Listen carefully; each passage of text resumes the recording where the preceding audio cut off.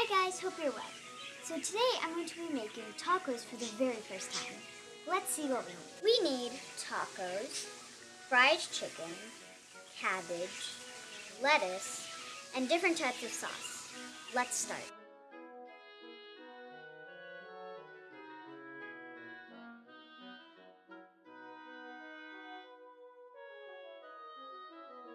So now we're going to put the tacos in the microwave for 30 seconds.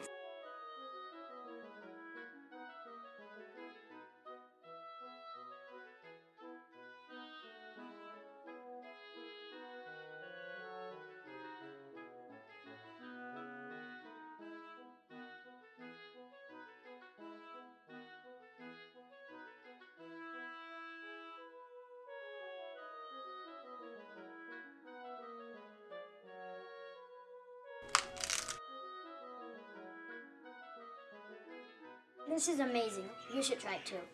Like, share, and subscribe. Stay safe.